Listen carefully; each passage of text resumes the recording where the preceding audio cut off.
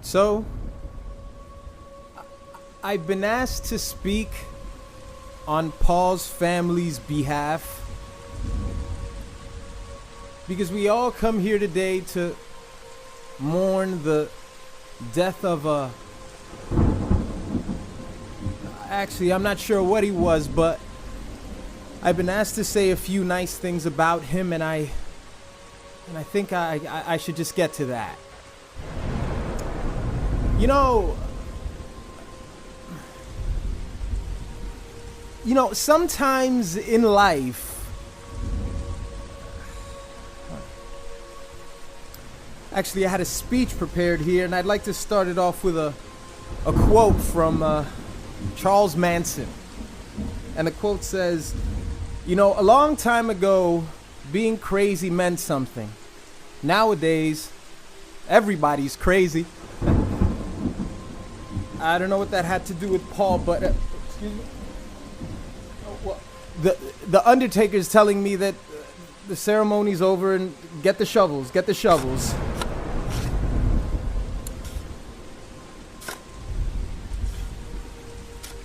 Goodbye, Paul.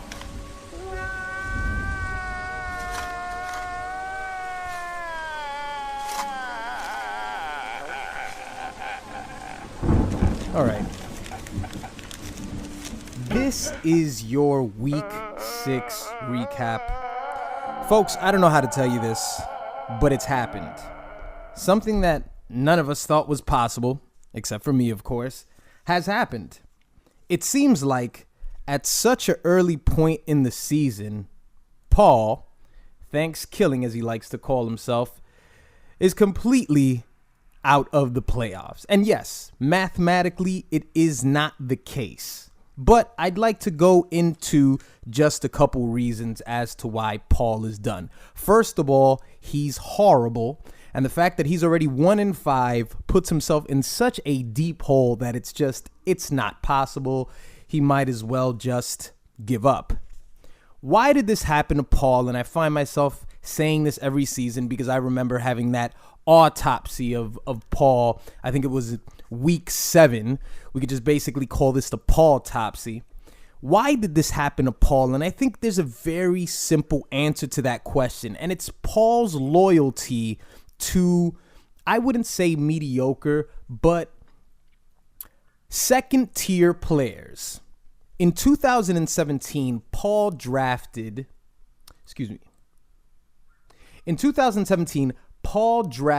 Mike Evans with his second pick.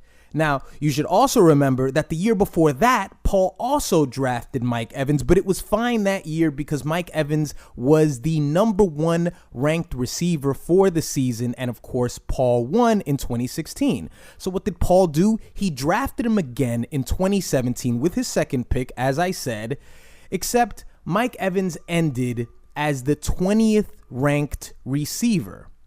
So you come around to 2018, and at this point in the season, Mike Evans is the 19th ranked receiver with a total of 61 points. Now, he started off the season very well. Week 1, 147 yards, 20 points. He got 137 yards in week 3 with 19 points. He started off with 3 decent weeks, but since then he's had a bye in between. He's had 5 points week 4 and 5 points just this last week.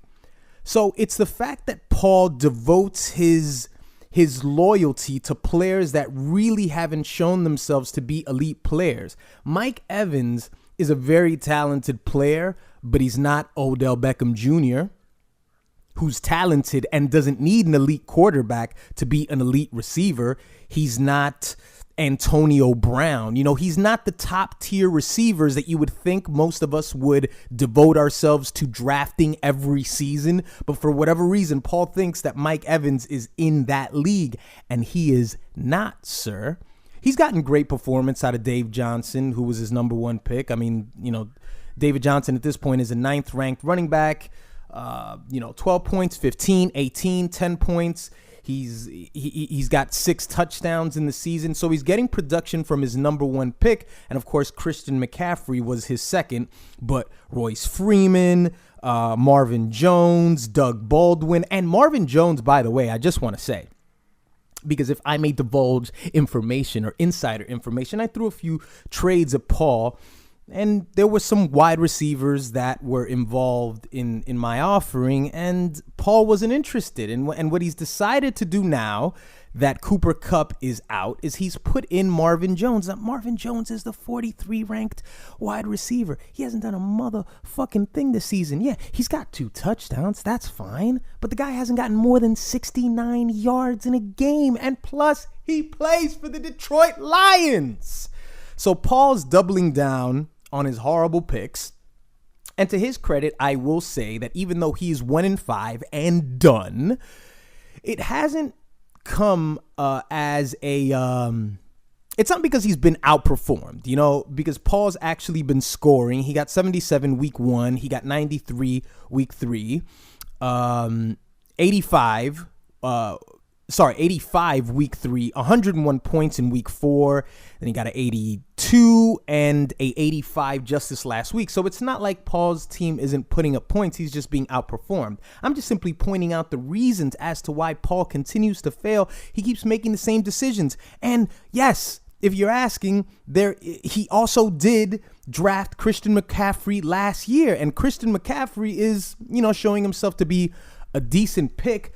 But it's Paul's lack of creativity. He's not mixing it up, Paul's the type of guy that, he probably, he's probably into the same shit that he's been into for the last 20 years. He probably has a certain meal that he eats, a certain drink that he drinks, a certain dick that he takes up the ass. He likes convenience. He likes familiarity. Am I right, Paul? And I can tell. So those are the reasons why Paul is done, and he is out of the playoffs. And you can quote me if Paul would like to put up some sort of a bet. If he'd like to do that again, he can do that to himself. But he knows he's not going to win. So moving on, I'm done with you, Paul. I'm not even interested anymore. As I said, this is your Week 6 recap, and this is getting pretty interesting because we're halfway through the season. And, basically halfway, I guess. I guess it's 6.5 with 13 games in the season. And rather than give you the basic rundown of the divisions, at the top of each division, I used to run this league at 3-3 in the Thundercat division. And in the G.I. Joe division, we have Joe with the Pineapple Jugglers at 5-1, both scoring a massive amount of points. Ed with 640 and Joe with 629. I, of course, am the lowest scoring team in the league at the moment, but I'm only about 10 to 12 points behind some of you. It's a very close season. I don't think we've ever had such a close season in terms of scoring, so that can only tell you that coming close to the end of the season, those last couple weeks, it's going to be very interesting on most of your roads to sipping Kool-Aid on the couch, because it's certainly not going to be me. What do you say I give you a rundown of these Week 6 matchups? You had Bundy defeating Dad Bod 110 to 107, and I don't want to be petty. I don't want to be petty, but I guess I have to be. You guys remember that I told you about the Latavius Murray and the discussion that I had with Jay with the trade that I offered him, and he said he didn't want 2 Minnesota running backs. Well, I can only assume if Jay would have pulled the trigger on that trade about a week ago, 2 weeks ago, he would have probably put his investment in the lineup. I can only assume, of course. So if he had Latavius Murray on his team, he would have probably played him last week. And if he did, he would have put him in place of Aaron Jones, who only scored 4 points. And Latavius Murray racked up 21 points on my bench. And I can safely say that because I won. Yes, I missed out on those points, but I got the W. So he passed up on Latavius Murray. Delvin Cook was injured, and he found out that there was some value to Latavius Murray. And to some degree, I found out myself. But nonetheless, he gets the L and I get the W. You see, this is what it's all about, Jay. This makes my teeth whiter to be able to be right against you. And oh, by the way, since we've had this rivalry, this rivalry that we've had throughout all these years, I just want to inform Jay that lifetime we have faced each other a total of 16 times. How do you think you fared out, my friend? Because I dug into the papers. If you could guess, go ahead and throw out a guess. Give me a guess. 16 games. How many do you think you've won? Huh? 2? 10?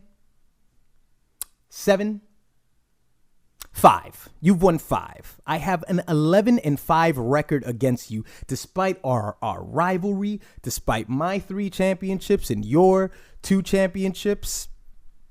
We see who's getting the better half of that. And oh, by the way, I have a 4-game winning streak against you that dates back to last season. So it seems like you're losing the power struggle here, sir. So as I said, Bundy defeats Dad Bod 110-107. We also have Jego Papa defeating Thanks-Killing, of course, 120-85. I used to run this league with the highest point total of the week at 138, defeating Fuck You 138-110. I'm not sure if Hensel's getting Le'Veon Bell back next week. I heard that was a rumor. I'm not sure. But let me just tell you, one of the biggest fails in draft history is, and this isn't collusion because I told you guys this already. I told you at the beginning of the season, I was having a conversation with Hensel and we were talking about draft picks. And I was like, I would pick Todd Gurley. And when he asked me why, I said, because Le'Veon Bell hasn't been paid yet. And for whatever reason, he ignored me and he went with Le'Veon Bell. If Hensel would have had Todd Gurley on his team, and, of course, you guys know that Hensel had the very first pick of the draft. So he had the pick of the litter. Pedro instead ended up with Todd Gurley. If Hensel would have had Todd Gurley, I think, I dug back into the week. I think Hensel probably would have had one loss like Joe. He would have been 5-1 at this point. It's an absolute fail on his part for picking Le'Veon Bell. But hey, if Le'Veon Bell puts on the pads for the rest of the weeks, it's not really going to make much of a difference because he's going to definitely get it in. You also had the Pineapple Jugglers defeating the Green Ranger 130-49, a total ass whipping as Orlando puts up single digits all across the board. You got a 5 from Deshaun Jackson, Devin Coleman, a 9, TJ Yeldon. Orlando's getting, he's hurting a little bit because of the injury to Leonard Fournette. And of course, Kenny and Drake hasn't really panned out as the sleeper. If you could consider him a sleeper, sort of the potential in that pick hasn't really panned out as good as it could have. So he's got a bunch of single-digit performances. He got a negative from the Jaguars defense, which is a very big surprise against Dallas. That's very unpredictable. And on the other side, you had Joe, who had 32 points from Melvin Gordon, 21 points from Tom Brady, and 21 points from the Ravens defense. You got 21 points from your defense. You ain't losing to nobody. And to round up the week 6 scores, we have Ewok Rape defeating Nida Khalid by just 1 point, 99-98. Though Pedro has the highest score of the week in Todd Gurley at 33 points. And by the way, as we move on to the week 7 games, I do want to remind you guys that Pedro is still on the watch for basically the Joe curse at this point is what we're going to call it. What I've told you over the past couple weeks, for whatever reason, Joe defeats Pedro. Pedro goes on 3 to 4 game losing streaks. He's currently at a 3-game losing streak. And what do you know? He faces Joe this week. 3-3 Nida Khalid against 5-1 Pineapple Jugglers. If he loses to Joe, then this is a thing. Like, this is officially a thing. And you're going to have to watch out for it. So the rest of the week 7 matchups, you have Team Bundy against I Used to Run This League. This is what Ed is, this is what Ed's builds up for every year. We faced each other earlier this year. He defeated me. And now we face each other again. And I know Ed enough to know that what really diffuses Ed is when you support Ed. When you tell Ed, you have a chance. You can beat me. Your team scored more points. It empowers Ed. He feels good about himself. Ed doesn't like he doesn't like being the most powerful team. He likes being the underdog. So in this matchup, I'll say, Ed, you've got a pretty good. I mean, you don't have a fucking chance in hell. You're gonna fucking lose. Tyreek Hill, sure, 32 points this last week. Let's see if he does it again. You have AJ Green in that very same game. So you've got the Kansas City wide receiver. You've got a Cincinnati wide receiver. You got a Cincinnati running back. Whenever people put themselves in situations like that where they put 3 players and they pack it into one game, you need an absolute perfect outcome to get the most out of that game. So even though you have 3 players in Mixon, in Green, in Hill that are very capable of raping me, I like my chances because that game has to be such a perfect storm for you. So go fuck yourself, Ed. You also have Dad Bod going against Fuck You. You have the Green Ranger going against Jego Papa. Thanks Killing against Ewok Rape. And this is it. This is pretty much it for you, Paul. I mean, at this point of the season, you can just hope to be a spoiler, I guess. Go nuts with that, I guess.